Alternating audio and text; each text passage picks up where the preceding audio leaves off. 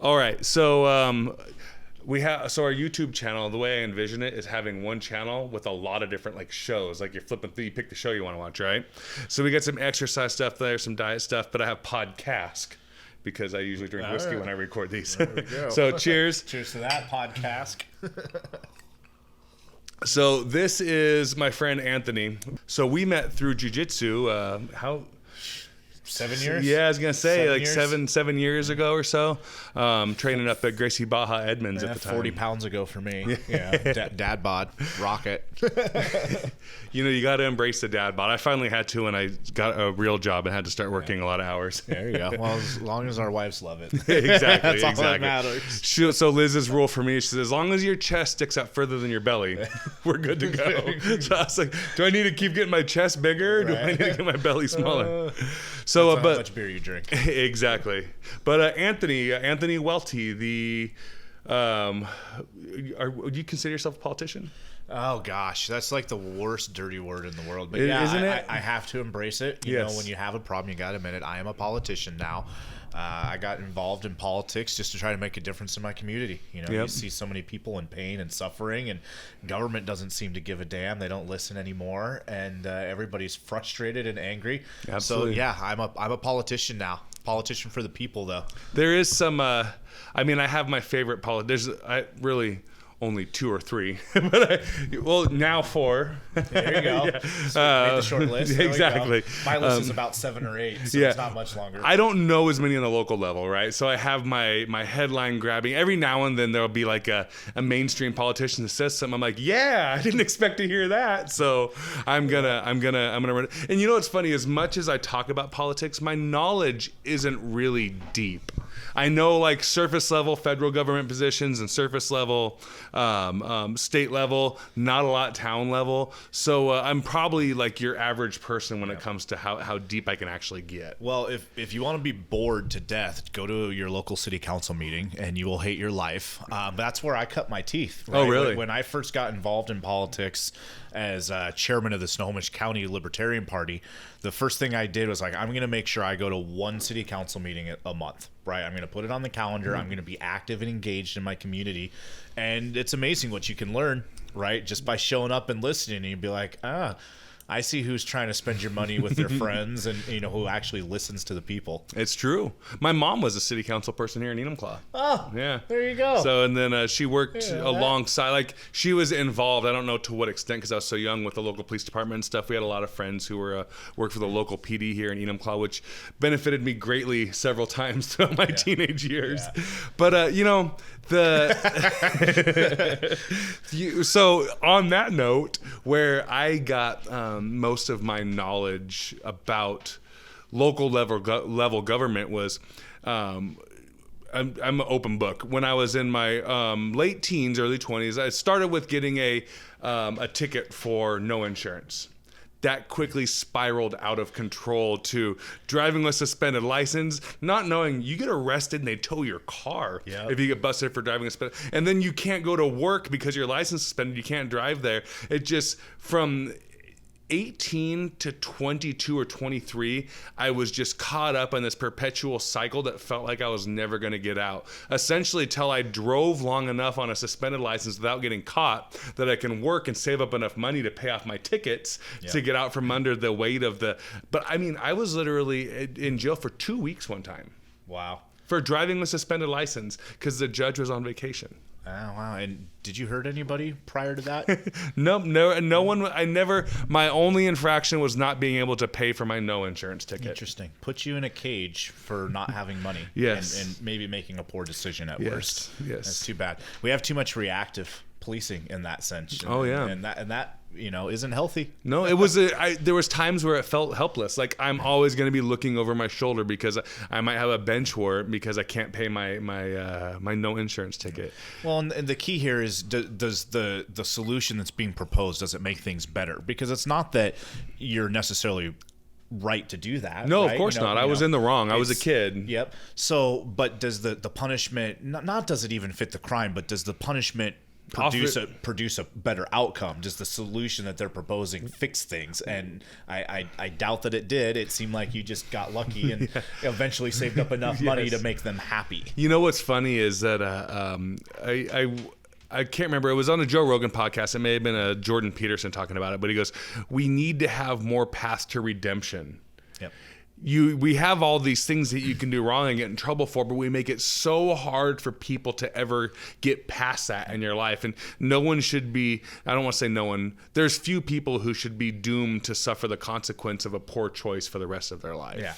Yeah. Especially if that choice isn't directly harming somebody else or making somebody else's quality of life, less. And, I talked a lot about this on the campaign trail, actually. A solution, or a partial solution at least, to that issue is the idea that, it's one thing to be punished for not having insurance, and then the government tickets you. They take their $500, their $600, their $800, whatever the case may be in your jurisdiction.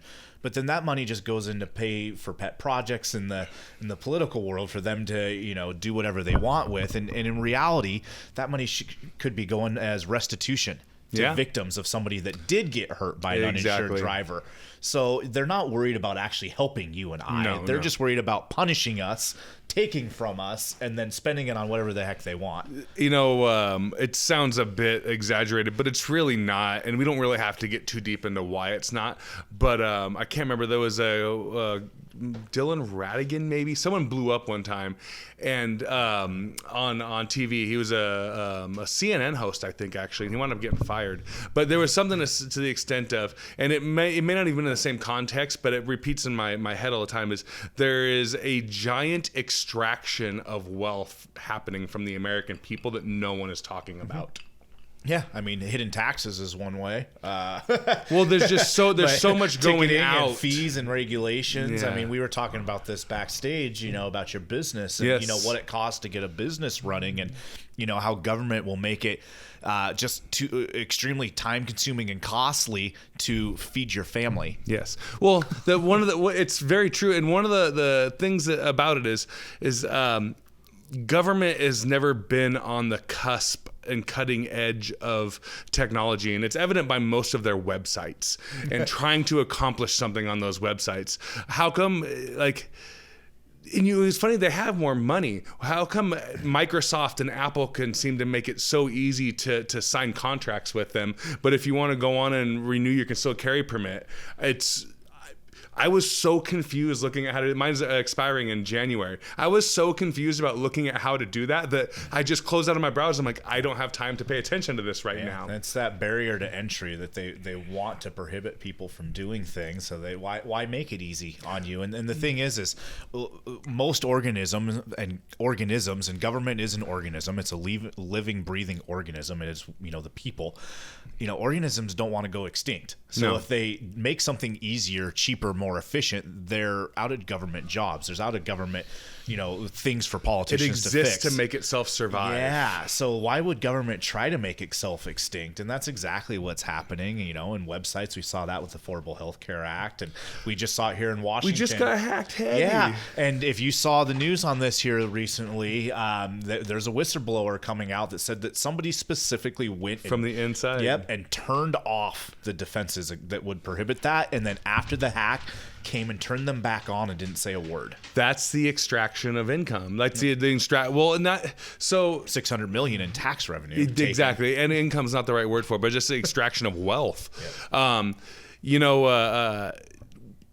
So talking about here's a better question. Why do you think people are so adverse to the Postal Service failing? I don't see it as a bad thing personally. I feel bad for the people that are going to be out of jobs, but if I'm a free market guy, if you can't survive facing the competition, then you don't deserve to be in the playing field. Well, the thing is there is no competition for the post office. Well, they've monopolized certain areas. Exactly. And this is parcel delivery. Exactly. And I'm glad you know that. A lot of people don't realize that it's illegal for FedEx to deliver to your mailbox. Yep. Right? So there is no actual competition, and they're still failing. They've been so piss poorly managed that now that they need to be bailed out in a system that never intended to be funded by taxpayers. No. It was supposed to be self-funded by usage fees, which is a fair way to do it.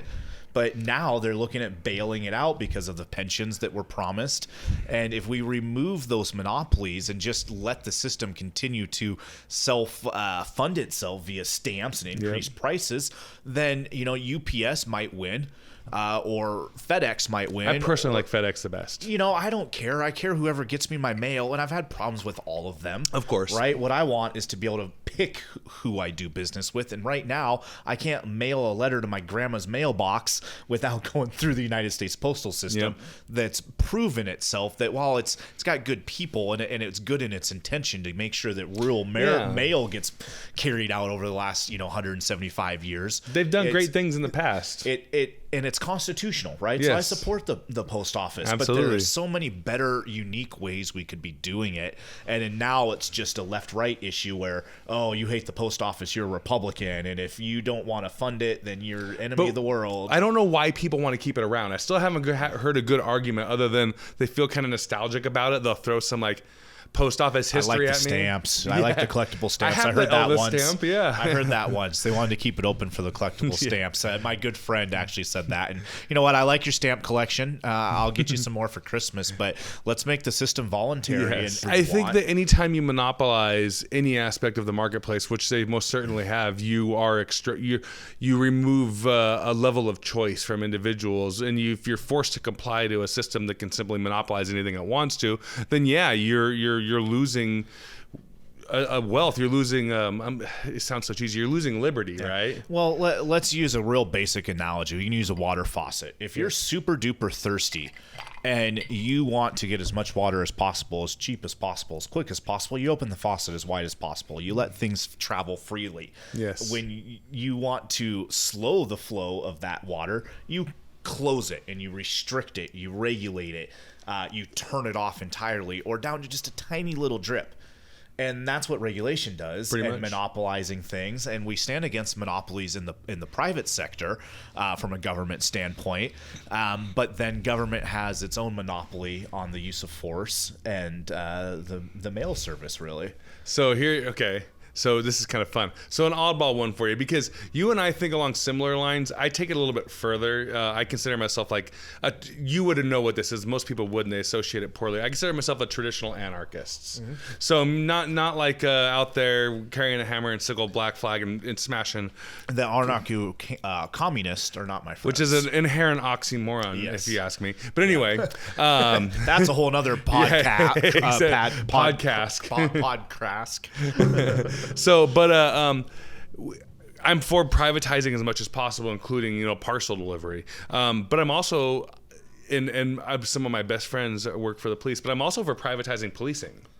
I just can't, and I run up against some libertarians in this regard, right? They think one of the functions of a limited government should be policing. But for me, I just see the benefit of the private sector, the accountability the private sector offers being much greater than you could ever get from a government entity, because there's always going to be a level of the government wanting to protect itself and its existence, even on a small level, to where I think if communities could outsource that policing and you have people abide to contracts, there's a much higher level of accountability. They cancel the contract if they don't like the service that they're actually getting. Yeah, and right now, mob rule, as we're seeing, allows for the mob to control what's being done, and if that's something that's potentially harmful to others, then the police state really enables that.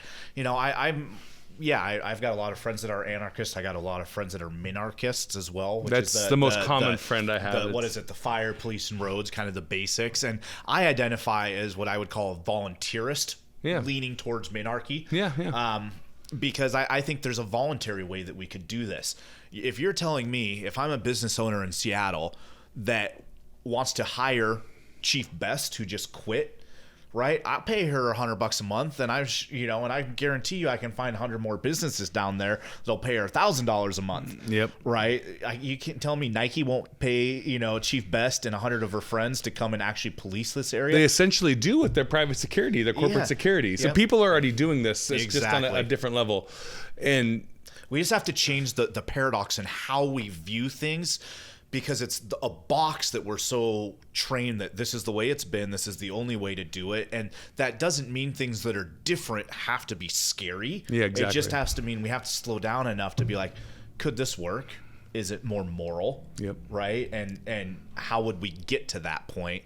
And, we're seeing a lot of both sides of the argument right now in Seattle. Absolutely. Well, so let's take a step back because I do want to talk about Seattle, but was there a turn for you?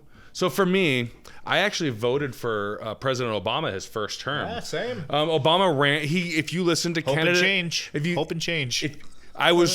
So this is where the turn was for me, because Obama sounded like a libertarian. Candidate Obama, his first term did. He was talking about repealing the Patriot Act and going through the budget line by line and cutting unnecessary spending and fighting terrorism while protecting our freedom. And it just resonated with me. And then, halfway through his first term, I realized, oh, this guy was just bullshitting. Yeah, exactly. Like he's ran 100 miles an hour the other direction.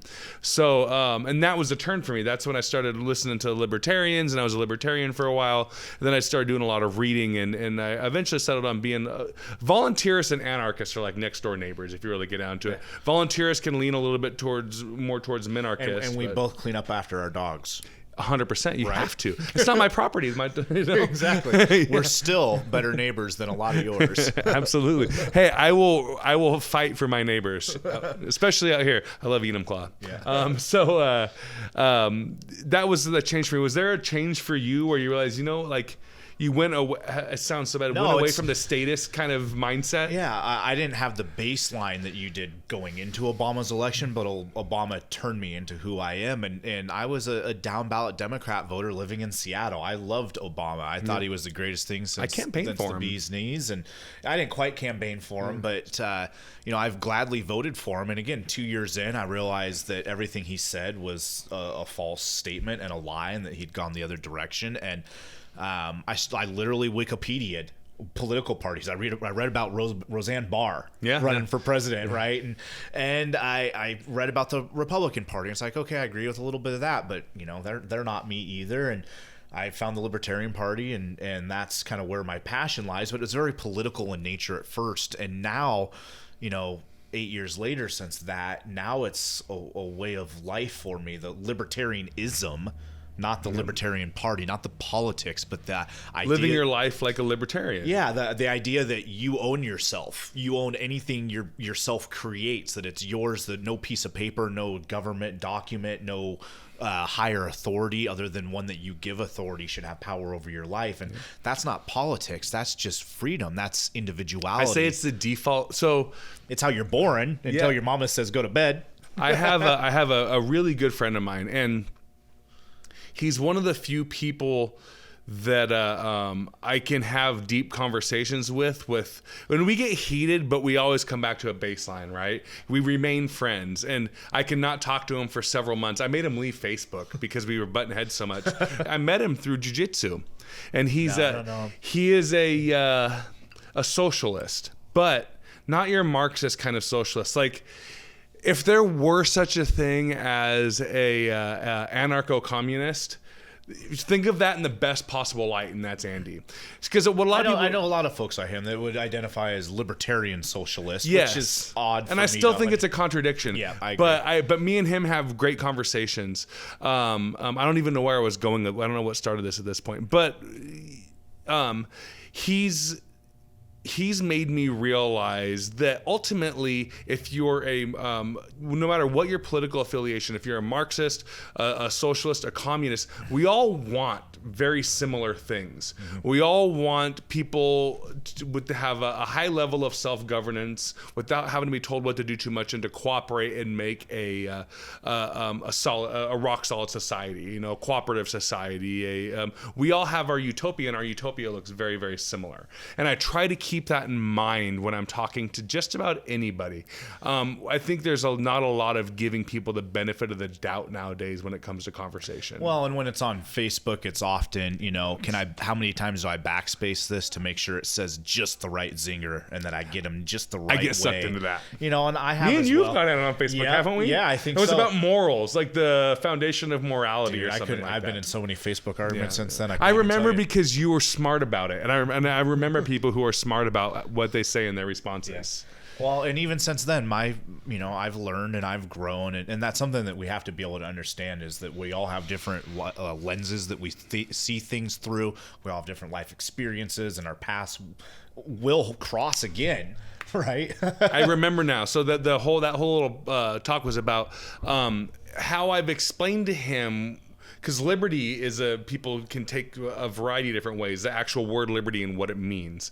But I always say the default human nature is if you exist outside of anything else, you have to work in order to survive. You have to build your shelter. You have to provide yourself with food, provide yourself with water, provide yourself with warmth. You're never handed anything. So the default human position is one of having to work in order to maintain a life. To labor, yeah. All you have to do to understand what liberty is extrapolate that.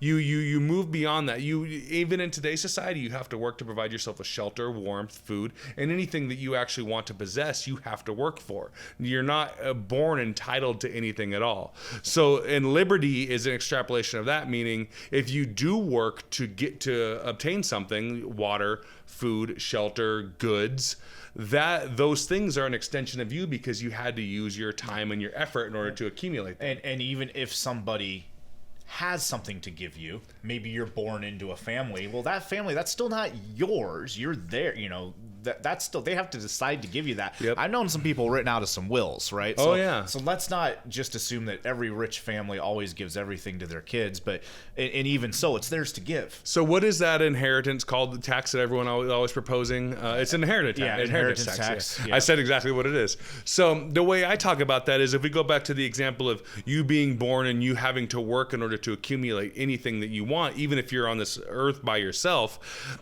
no one can tell you what you do with those things because they are an extension of you. Your property is an extension of you. So if you decide to give that to somebody, no one has a right to that before you. Yep. To say that they do is to say they have a right to a portion of your life, whatever portion that was it took to accumulate those things. No one has a right to the products of your labor, of your life, to whatever fruits that bear. Yeah. So that's how I view taxation. I had to work.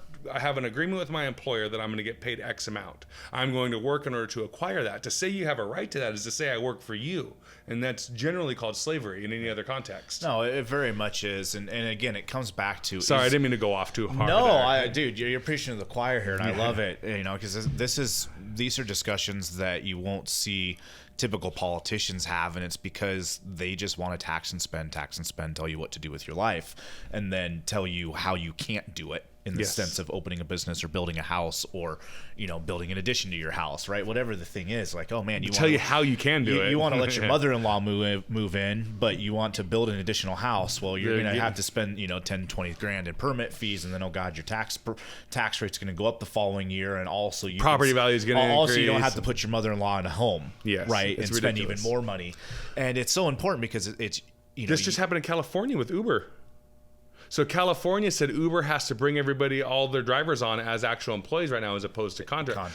So they've essentially forced them to become a cab service. So Uber's leaving California. Well, in Seattle, I just saw today, the minimum pay is going up to like $17 an hour for Uber. And like, dude, I mean, if the market demands it and people want to unionize and demand better wages or something, go for it. But there's also a lot of people that liked what they were doing, and it fed into an empty hole in their schedule that they could make a little extra income. And they didn't want this. Yes. But... they were voluntarily working for somebody, and now the government is kind of forcing the employer's hand to make a decision they wouldn't have to make otherwise. We saw that with the minimum wage increase. So I was running small businesses when the minimum wage started going up. I was running a spot in Ballard and in Mount Lake Terrace, and I mean, I had to lay people off. So, you know, if I had people who I had stay-at-home moms who worked minimum wage because they needed the extra money, you know, watching kids and where I worked, and I had to, and then I had teenagers who were also willing to work for that money, who were gaining valuable experience, having to show up to work every day, having to follow direction, having to, try to talk to the parents. And it was a gym, so they're trying to sell add-on gym memberships and stuff. They get a bonus if they did. I had to lay these people off who were in a position where they really needed the money. And it's always the unintended consequence, because, you know, every law comes with good intentions, right? But sometimes good intentions are paved through hell. Yeah. And, you know, there's always a trickle-down effect if somebody hurts negatively, and that's what's wrong with government force and frankly even democracy at large, is the idea that if 51 people want to rule over 49, that they can do it, and then that can hurt your way of life when you're not hurting anybody else. And the worst part about it is it feeds into corporatism. It feeds into big corporations having bigger power, more power, because when your small business goes out of business, Wells Fargo can eat them up, or Walmart can eat them up. So it's called market share. Yeah, right. And it's artificially saying who gets that market share, and makes us all more captive to a system that many people claim to hate, but then they empower it through these additional regulations, and the big corporations eat it up. You know, they've got the lawyers. They can fight this stuff in court if they want to, or they can just deal with it and like, oh, it's just a little more overhead, we'll just raise prices 0.1%. Meanwhile, Bobby's out of business. Well, people mean well when they support these laws. They can't see the outcome of them. And I'm being in business has opened my eyes a lot, because say that there's a minimum wage that I have to now start enforcing. Taxes go up. I have to keep the same amount of employees, and I can't afford to lay people off. There'll be a point where I can't. It's not worth it to maintain business anymore. It's more beneficial to just shut down because I can't afford to pay people. My taxes are too high. There was a time where we misfiled something on our taxes where I was working, miscategorized it when we were filing our taxes, and we got a $14,000 fine that they wouldn't give us more than 30 days to pay. So that would put most people out of business. So if that happens, your large corporations, your LA Fitnesses, they love it.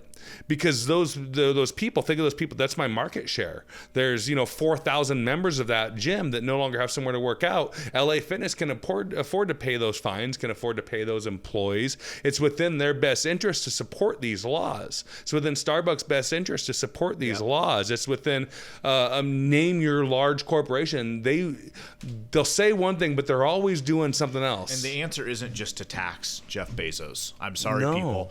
Jeff Bezos started in a garage. In a garage in Seattle, and now Seattle wants to eat this man alive because he did too good. You know what? Make him do better by forcing him to compete. Yeah. Remove those barriers to entry so small startups can come in and fight him for his market share. Yep.